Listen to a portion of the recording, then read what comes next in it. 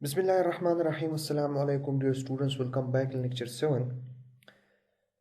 Basically, students, in this lecture, we will explain so many things, okay? How to assign movements to the columns, what is undisturbed movement, and how to draw the movement diagram for columns, okay? And similarly, you will also learn in this lecture what is uniaxial column, what is biaxial column, and what will be their design procedure, okay? Because one of the student, I think so, that is Atif Khan, he asked about this about the uniaxial and eccentric column designs, but actually you must know eccentric column may be uniaxial, maybe biaxial. So we will talk a little bit uniaxial and biaxial column, how to design it, and so other many things, okay? But before start this lecture 7, let me recall some parts of lecture number 6. In lecture number 6, basically what we did, we explained this table thoroughly, okay? Then we explained this slide thoroughly, how to assign the beam movements and how to draw the net shear force and bending moment diagrams. And then we did explain all the things for interior story. That was for first one is for top story, and this one is for interior story. Clear? We also explain some sections of ACI code of chapter 13, and we explain what does this equation mean. Similarly, we explain thoroughly this alpha factor, and similarly we explain this one, okay, that how to calculate fast movements, okay. And we also explain this part, okay. And we also explain these tables, okay, that how to calculate basically when you have a beam slab supported system, so how to calculate the different coefficients for lateral distribution of longitudinal moments. We will explain beta factor, and similarly this one, okay. And similarly we also explain graph F4, okay, graph F4, which you will see here, okay. We thoroughly explain this graph F4. And okay, so these are the some, okay, parts that I will share, that I will explain this in lecture number 6. Now next what we have to basically, let me share some important discussion which I am not, basically I explained this in lecture number 6, but this slide is basically remains, so I want to explain this, okay, a little bit. So in lecture number 6 I already mentioned that we basically from equivalent frame analysis we got the center line movements. Now we have to convert that center line movements to the fast movements. Now how to convert this? We have two methods, okay. Either one, the first one is this, that you first of all you draw the shear force diagram. As you see here, I draw the shear force diagram, okay, this one, the blue one, okay. Then you find the shear at this face, okay. How to find the shear at this face? You see here at joint A, the center line at this point, the center line movement is from this slide, okay. Let me this one, okay. You see the center line shear is 13.74. So this is 13.7574, and we have to got this 13. How? This distance is the face distance, which is 7 inch, okay. We have 14-inch column, so 14 divided by 2 we got 7 inch. So here you see 13.74 minus 1.24, that is the UDL, that is that loading, times that 14 is halved, okay, that is halved. And let's say this is 7 inch, so 7 divided by 12 converted to feet, you got 13 kf. Clear? And similarly you have to do the same step for movement. So you see this black line, this is our movement diagram. We have to find out the fast movements. How to find this fast movement? As we see the center line moment is 27. Okay, you see here the center line moment is 27. Here you see 27, and they find this 19.2. So how to find this 19.2? uh, Let me share this. Okay, you see the center line moment at joint A is 27 feet. So phase moment at phase, okay, one method is this one. In my Excel sheet I use this approach.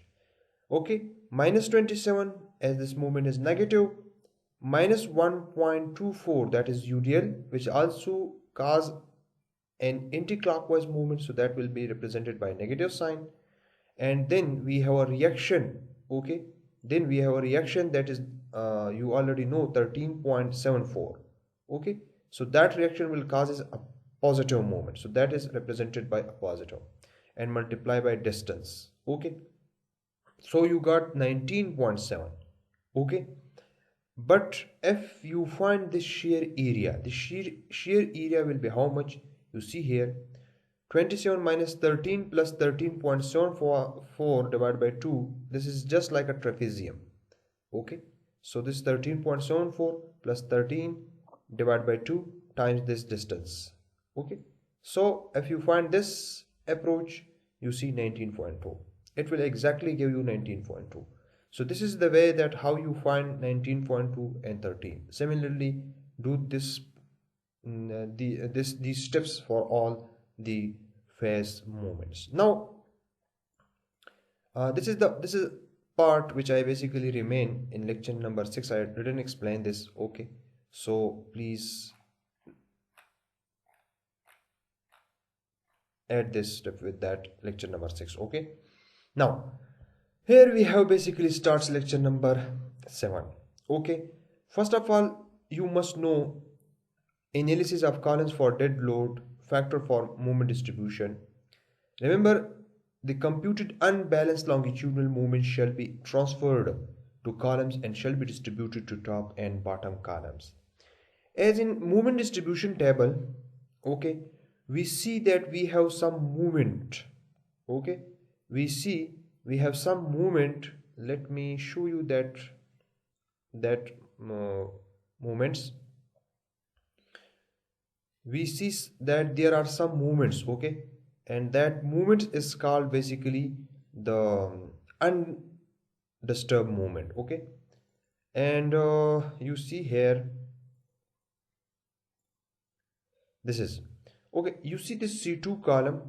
Okay, now in C2 column you see this 33 or 34 movement, which is called undisturbed movement. Similarly here you see 6.80, it is an undisturbed movement. But in the interior portion you see there is zero movement, but again we have this one and this one. So in the middle column we have zero undisturbed movement, but here you see at C1 we have 6.8 or 7 and 33.84. Let's say this is 34. So this is called undisturbed movement, and this undisturbed movement must be transferred to the column. Okay, must be assigned to the column, and we have to draw the moment distribution diagram. Now you see what portion of that unbalanced movement to the upper column, and it will goes to the upper column, and it will goes to the lower column. Okay, it will be distributed, that undisturbed movement will be distributed in view of these stiffnesses. Okay, this is a kind of distribution. Okay, so for top column, let's say for example you have a node right here or joint right here. Here you have top column, and here you have a bottom column, and here you have an undisturbed movement. So what portion of this undisturbed movement will be going in upward direction and will be transferred in downward direction? So this factor you have to multiply. Let's say this is x, so this x should be multiplied with this factor. It will give you this movement y, and then you have to multiply this x with this factor, which is for lower column. So you got your movement in downward direction. Okay, we already calculate Kc for top column and Kc for bottom column. Okay, so let me share that. Okay, So here you see, for this is for dead load. Okay, we did repeat the same steps for live load as well. Okay, in next lecture. 34 I already show you, and 6 I already explained it. Okay, we have here, you see 6.8, it may be 7. Okay, and this is 33.84, so it is rounded to 34. Clear? So this 34, 6, and here we have 44, and here we have 8. So let me show you this value here. This is the interior story beam analysis. Okay, and here you see 45 or 44 or 45, and here we have 8 or 7.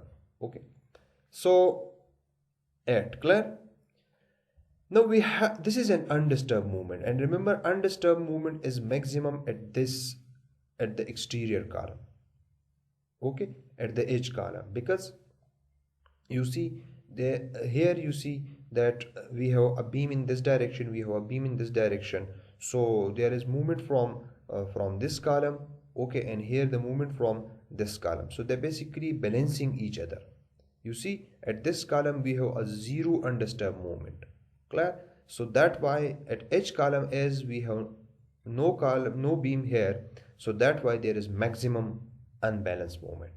Okay, and that why we consider the exterior column or the edge column and corner column especially as a axial column, a uniaxial column and bi-axial column. I will explain this in the end of this lecture. Okay, and how to basically cope with such situation. Clear? Now we have to distribute now this moment. How to distribute it? Okay, you have to find out this factor, and you see KCB. Okay, as we have no other column in top portion, so that's why K is the factor for this column will be 1. But here at this joint, as we have our top column, as we have a bottom column, so we have to find out its factor, that is KCT divided by KCT plus KCB. We already find this KCT for the top column it is 135, and for the bottom column it is 192. Okay, so 135 divided by, let me share it. Okay, I did it. Here we have, okay, here we have, you see, KCB divided by KCB, that is 192 divided by 192, it is 1, and KCT 135 divided by the sum, you got this one, and similarly 0.59. Okay, so for top column we have to multiply the moment with this factor, and we have to multiply for bottom column, the moment will be this one. Okay, now you see we have a 34, you already see this. Okay, this is an undisturbed movement, which is you see here it is in for top story. Let me show you. For top story, you see this is with a negative sign. So a negative sign, I already explained in my lecture that a negative sign, when I was fixing my fixed end movement, so this movement will be assigned with a positive sign, and the movement which is in clockwise direction is assigned with a negative sign. So that's why basically you see in this diagram that this movement is in negative direction. But as it is a beam, so at the beam you see you have a clockwise anti-clockwise movement which is a positive. So at the column this movement will be in anti-clockwise direction. Clear? And okay, let me show you the next procedure. I explain it. Okay, here we have, so here you see this is 34, so 34 is multiplied with that factor, you got the total movement will be distributed to this upper top column in upper story. And at this node you see we have 45. So as this movement is basically you see in anti-clockwise direction, so this column will produce okay, as you see here we have a clockwise movement, so here we have an anti-clockwise movement. Okay, and this 45 will be multiplied with that factor which we calculated, and now at this end we have this moment, and for bottom column we have to multiply this factor with 0.59, and you got 27. Clear? And how to draw the movement diagram. So let's say this is a clockwise movement. I represent this here. You can represent this here, but that anti-clockwise movement will be going in this direction. Okay. So one will be in this direction and the other one will be in this direction. If you represent this in this direction, so the lower one will be going in this direction. Clear? Now, you see 34 here, which is the center line movement, and you see here this is 18.45, so this is 18.45. As the slab thickness is 7 inch, so remember in this we have to find out the fast movement, and we have to design the column for the fast movement, not for the center line movement.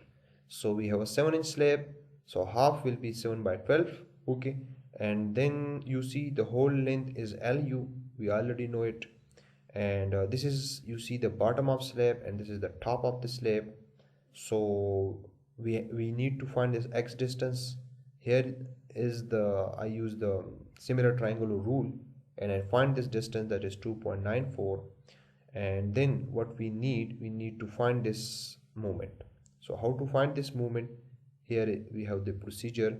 Let's say this is the fast movement, so you see this movement divided by this distance, and similarly this movement divided by this distance x, and I did it and I got 15.41.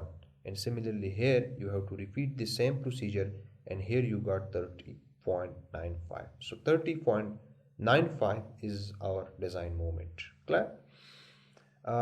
This is very important. Okay, so we see that this is the way how to find out the moments. Then you have to repeat the same procedure for the intermediate or interior columns.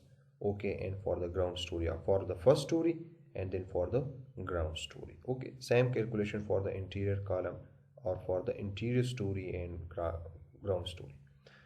This is basically this is for C2 column. Now we have C1 column. So in C1 column you see here that we have basically, if you see here, this is 6. Clear? So this is 6 basically. So this 6 is distributed. Okay, here you see we have this beam, here we have this beam, and similarly this beam, this column. So this how to do this calculation. Yeah, this 6 is basically let me share this. Okay, here we have for yes, for top story, you see this is negative movement, which mean that this movement in up that direction. Okay, let me share it.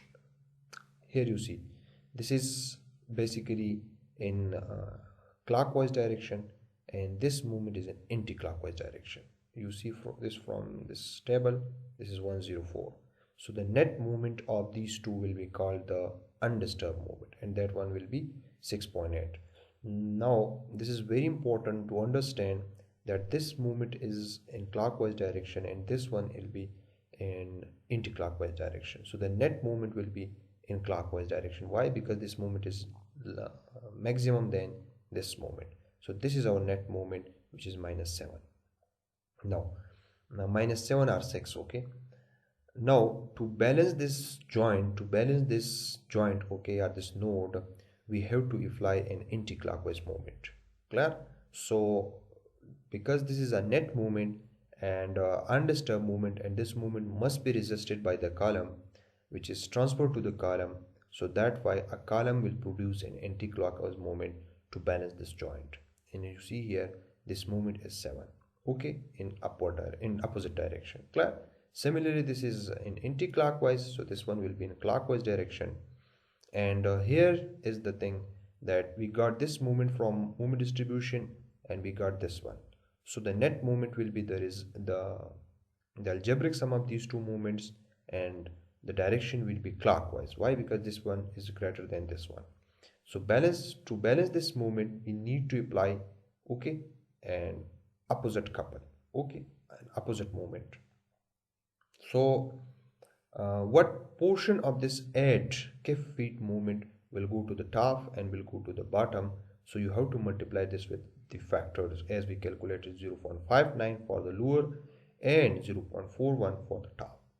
So if let's say we represent this moment in this direction, then the lower one will be in this direction. Similarly, this one will be in this direction. This movement is 4.7, and this one, basically this one, this is 3.3. Okay, and repeat the same procedure for the rest of the column. Clear?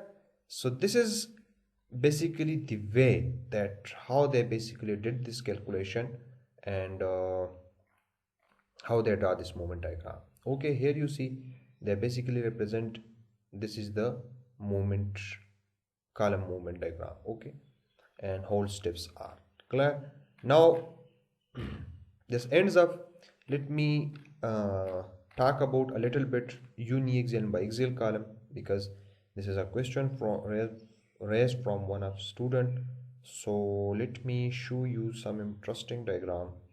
Okay, remember, we have axial column, we have uniaxial column, and we have a biaxial column. You see this column is almost an axial column. Why? Because this beam span length and this beam span length is same, and similarly this beam span length and this beam span length is same.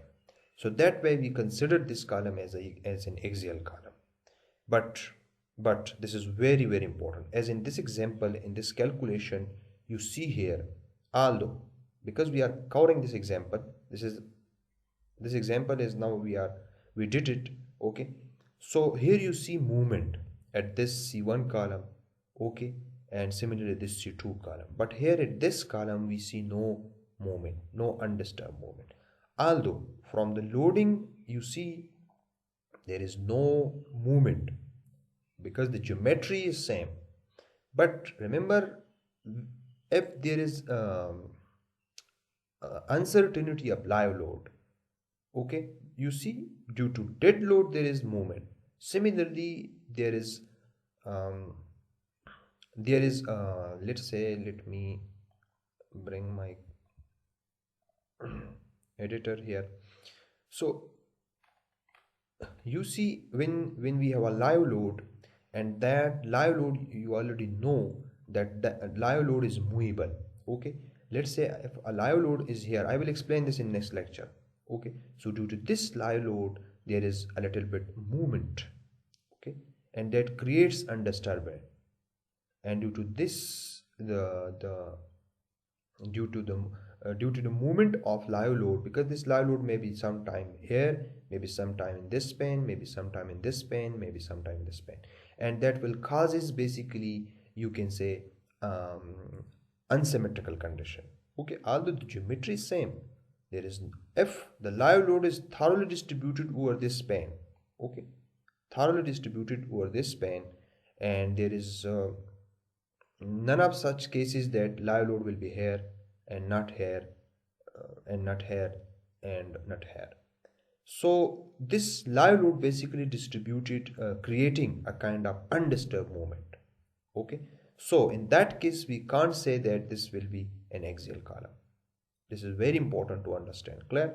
As in this example, you see we have, although we didn't do analysis for the live load yet, but due to dead load you see that there is movement at this column. So that why we couldn't say that this is an axial column.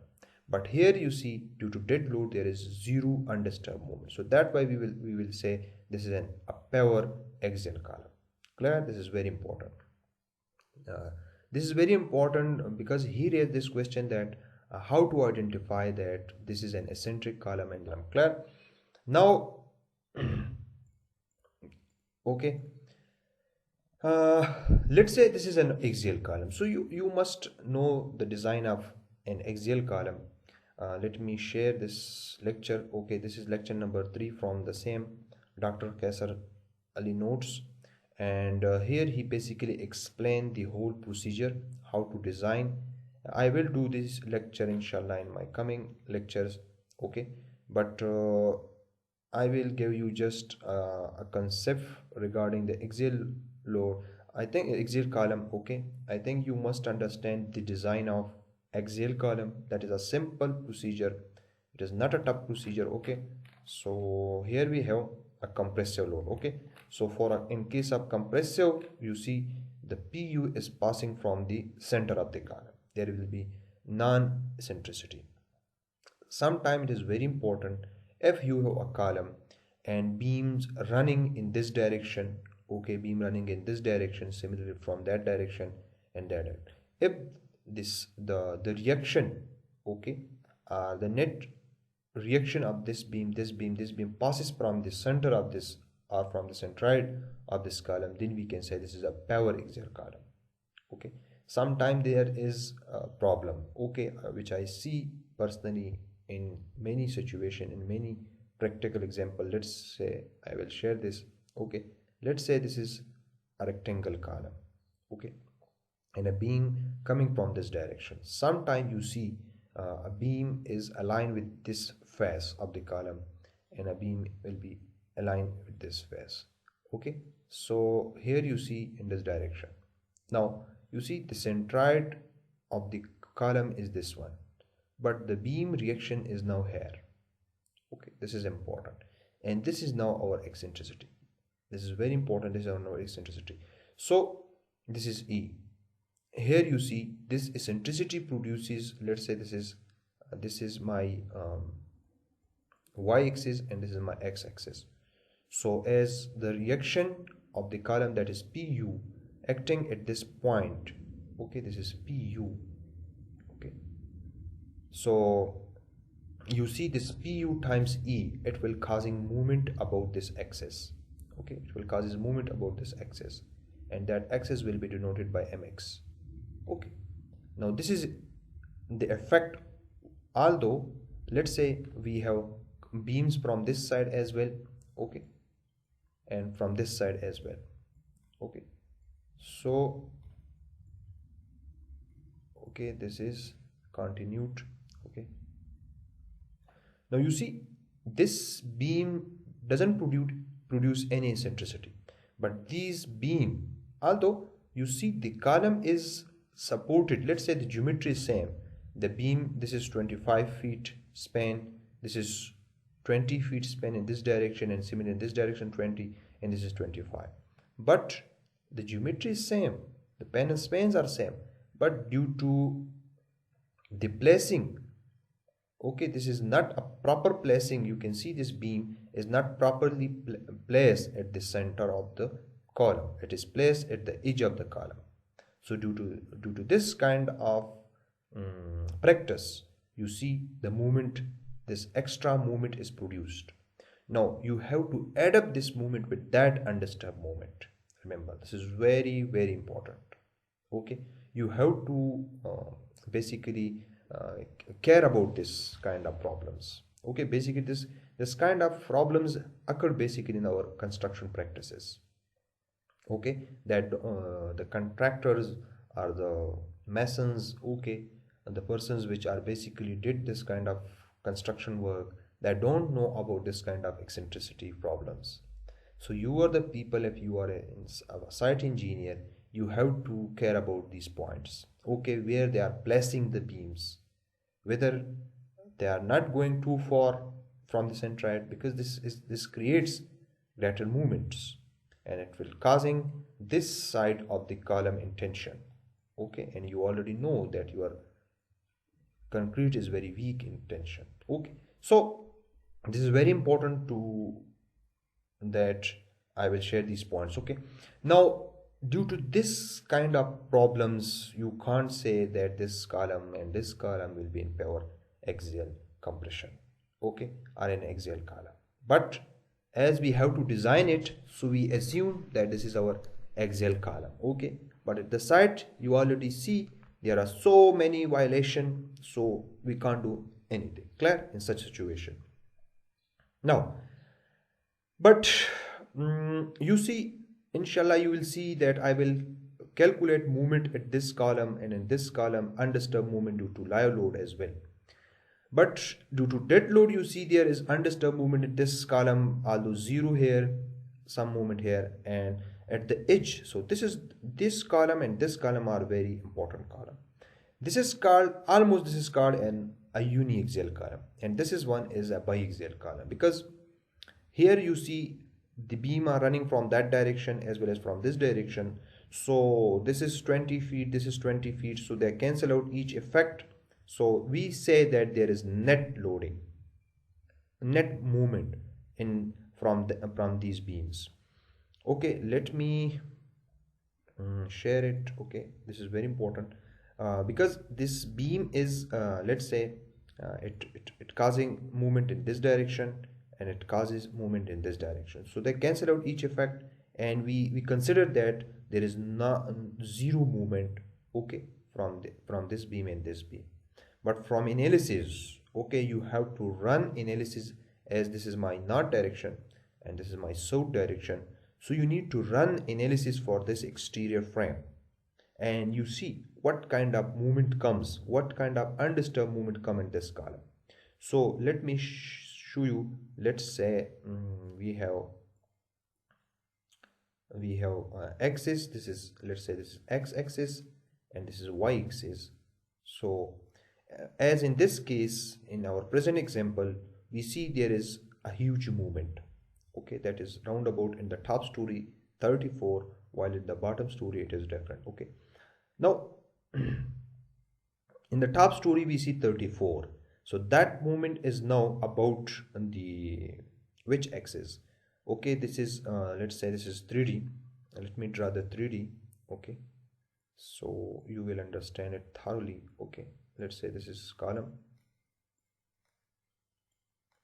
and here we have this axis, here we have that axis which is passes in along the section, and this is the axial axis, okay, which is passes along the center line of the column. Clear? Now let us, this is y axis, this is x axis, and this is z axis. Clear? Now you see this movement in our case, which is in our case this is 34 for top story. Okay, now you see 34 is about from y axis.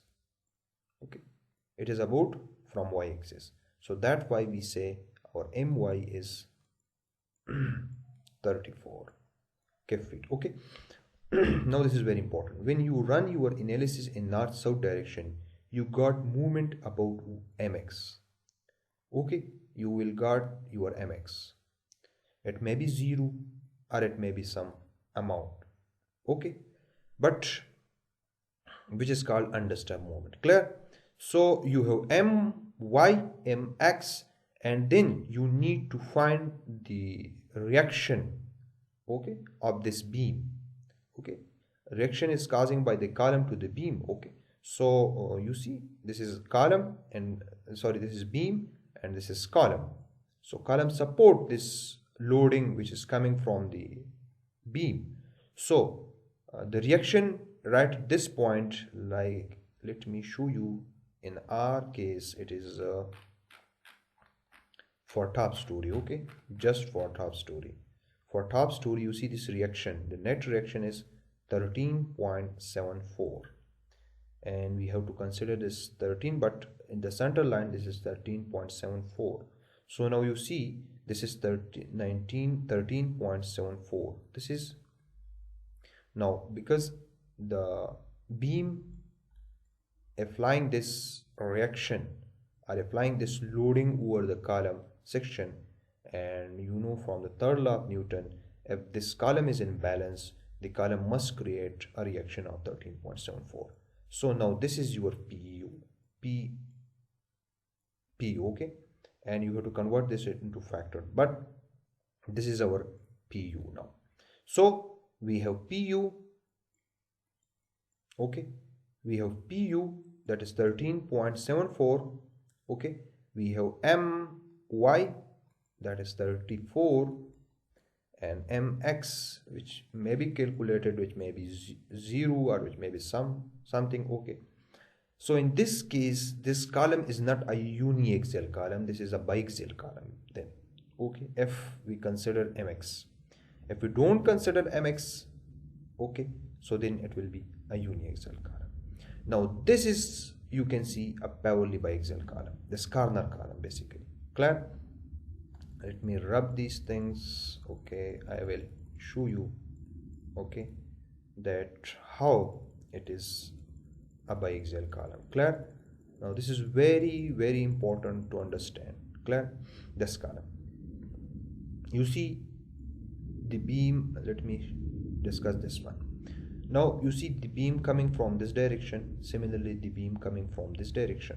Now you see this beam causing a moment and this beam causing a moment, so that why it is a biaxial column. And here you see the reaction from this, the loading from this beam and the loading from this beam. So you have to add up this one and this one. Remember, in case of this column, you have to add the loading from this beam, from this beam, from this beam and from this beam. I already uploaded a lecture. I will provide the link. Okay, so how to calculate such kind of loading shear reactions. Okay, in this case you have two beams, so you have a loading from two beams. Okay, in this case we have a reaction from this side, but remember I didn't discuss it. From this side you have to take reaction and from this side you have to take reactions. So here you have three reactions. Clear? So let's say let me discuss it. Okay, this is point. Okay, so one reaction from this side, from this beam, one reaction from that side, that is that beam, and one reaction from this beam. Okay, so three reactions you have to add up. Okay, and in this case you have two reactions, one is from this side, one is from this side. Clear? And you have two movements, so that why we will say that this is a biaxial column. Okay, you have one movement in mx direction and one movement will be in my direction. Clear? So I think you will understand now what is biaxial, what is an axial, and what is a uniaxial column. So in a case of biaxial column, an axial column, you don't consider eccentricity, and you have to just find out your pi pn. Clear? That is the design capacity of your column section. And here we have an example. Okay, this example is basically readily available. You go through this and see how they design it. Now this is the case for uniaxial bending. Okay, I discuss it, uniaxial bending. Okay, and you see we will design by three different approaches. Trial and error, alternate approach is already available, but interaction diagram is basically used. Okay, in our classes which we basically teacher taught us is interaction diagram. Clear? So I think so you will be familiar with this kind of procedure, how to use an interaction diagram. And here you see the eccentricity. I already explained this. I already explained this, that if you have a column section, okay, if you have a column section, this is the centroid. If you place, let's say, the beam here, okay, if you place the beam right here, so now the reaction, the loading area is this one, and this will be the centroid, mean that the beam reaction will be applied at this point. Clear? At this point, and here is the column reaction. Okay, pu. So they're basically creating a couple. This is a reaction from column, this is eccentricity, and this is the column loading. Okay, net loading, that is phi from beam. Okay, now due to this eccentricity, you can say a one-dimensional movement.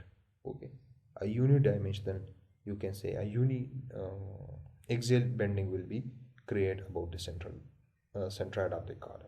That is MUY, denoted by MUY, and it is equals to PU into AX. SA code basically explain that when you have to this eccentricity, there are some limits of eccentricity. If that eccentricity is less than, I think so, 0.05 inch, I think so is somewhat okay, so you don't consider this moment. If it is more than, so then you have to design it as a uniaxial bending column. Clear? So the procedure is thoroughly explained here, and here you have see some example on it. Okay, how to use interaction diagram. I think you will be familiar with this because it is teacher basically taught in undergrad. Okay, procedure how to use an interaction diagram. So you see here you have a moment, you have an axial load, and you have a moment. Clear? So here you have PU and you have MU. Okay. So in this case, how to design, you have to use this interaction diagram, and these diagrams are available in Ilsen book as well as McRaker and McCormick book. Okay, the procedure is quite simple. Okay, let me show you the biaxial column. Okay, so here you see the biaxial column. Okay, that is the corner column, and here you see MUY and MUX. How to find it? Remember, this is very important. This kind of, let's say for example, you have a corner column and you place the beam in such a position that, let's say, this is the centroid of the column, and the beam which you place over this column, okay, not, let's say, in this pattern. Clear? Let's say in this pattern. Clear? So you see the centroid of the column of the beams. Okay, now here, so it neither lies on the x-axis and it neither lies on the y-axis. Let's say this is y and this is x. It is in between x and y. So that why here you see double eccentricity. Okay, eccentricity in y direction, this is EY. Clear? And eccentricity in x direction, this is EX. Okay, so if you are interested in MY, so how to find it MY? So the reaction, that is PU, movement about the y-axis, so you have to multiply this EX. Okay, EX. And if you are interested in MX, so you have to multiply PU with EY, because PU and this EY, so that will give you movement about the x-axis. Okay, so this is the procedure, and you have, remember, you have a load as well, PU and MUY and MUX. So there are methods, basically there are methods, and we have, I think so, 3 to 4 methods. One is approximate method, one is Bressler approximate method, and one is reciprocal, and one is load contour method. Okay, and I think so reciprocal load method is explained in this lecture. Okay, so I will explain inshallah this lecture in my coming videos, but this is just a question which is asked by Atif Khan, I think so. So I share this kind of information. Okay, and one thing more, you see this plane, and here you see the geometry is not symmetrical, although in this direction the geometry is symmetrical, but here you see the geometry is unsymmetrical. So in this case, this column and this column will not be an axial column, clearly, because you see the movement from this direction will be different from the movement of this direction. So there will be movement about the axis of this column as well as this column, because they are 20 and this 17. So this is all about uniaxial column, a biaxial column, and how to design it. A little bit information shared you, and I hope, Atif Khan, you got the idea how to design such cases, how to design in such cases a column. Okay, thank you for watching. See you in next lecture.